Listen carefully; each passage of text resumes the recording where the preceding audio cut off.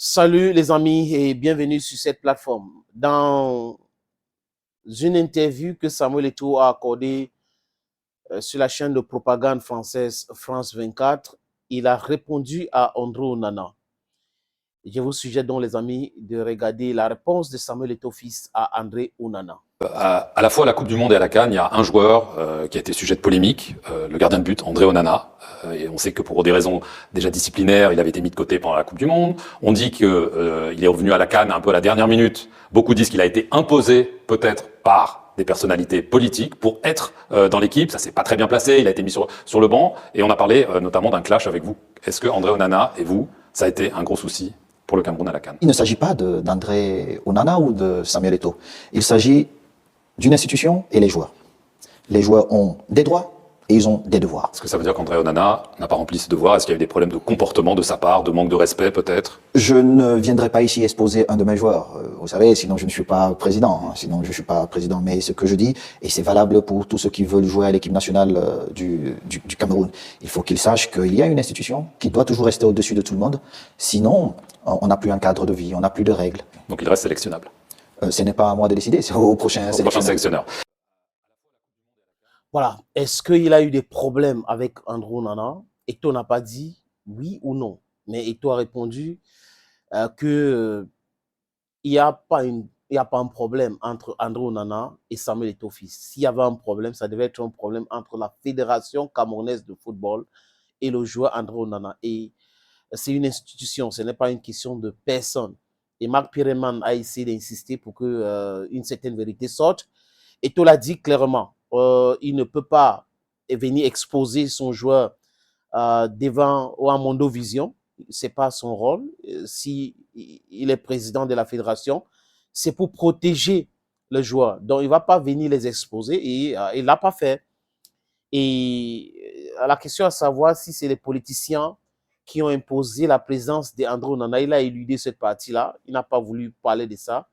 Mais ceux qui ont suivi cet entretien savent qu'il a parlé d'un problème d'une relation tendue entre lui et le ministre du Sport et l'Éducation physique. Il aurait aimé avoir des bonnes relations avec ce ministre, mais malheureusement, ils n'ont pas de bon rapport. Il n'a pas de bon rapport avec ce ministre, mais bon, il continue de travailler. C'est pas grave. Et là, est-ce qu'André Onana sera encore convoqué à l'équipe nationale du Cameroun? Il dit clairement que non, c'est pas à lui de décider.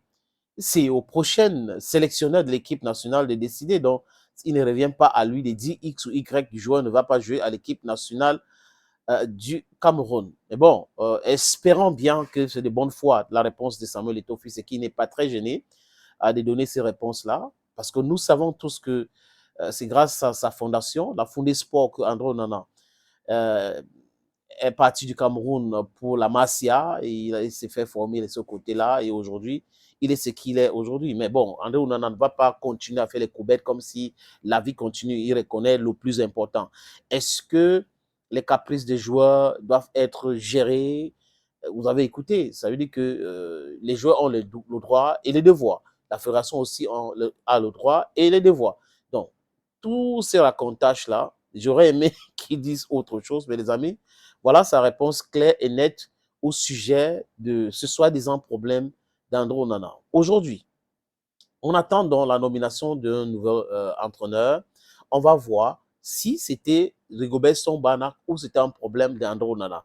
Parce que si c'est Song-Bahana qui avait décidé de ne pas aligner André Onana, lui-même, peut-être que d'ici peu, il va faire une sortie parce que vous savez que il serait peut-être libre de faire des sorties, mais bon, peut-être que aussi que compte tenu de la relation qu'il a avec Samuel Eto'o fils, il ne va pas vous chercher le conflit entre la fédération et Samuel Eto'o fils. Et quand je regarde l'entretien d'Eto'o, je vois qu'il était très très gêné du fait qu'il devrait annoncer le départ de Rigobert Song-Bahana. Et certainement, ils ont discuté. Bon, qui va protéger qui, les intérêts de qui, et tout ça. Le plus important, c'est d'avancer, Et je vous l'ai dit, c'est que je pense dans une autre production qu'au Cameroun, l'arbre qui cache la forêt, c'est le football. Pendant que tout ne marche pas bien dans le pays, ceux qui gouvernent veulent la distraction, et la distraction, c'est de faire marcher le football. Ils auraient aimé que le Cameroun aille plus loin dans la CAN pour pouvoir annoncer des choses, se préparer pour truquer les élections en 2025. On sait comment ça se passe au Cameroun avec les élections, toujours contestées par l'opposition, même la société civile. Qu'est-ce qui m'arrive?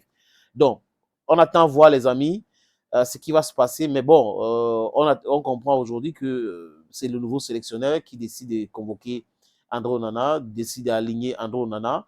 Honnêtement, les amis, lors de la CAN, je n'ai pas compris pourquoi on n'avait pas aligné André Onana. Et je me suis prononcé plusieurs fois dans ce sens-là. Mais bon, le plus important, c'est d'avancer. Et là, on avance. Thank you so very much, friends. Thank you again and bye-bye for now.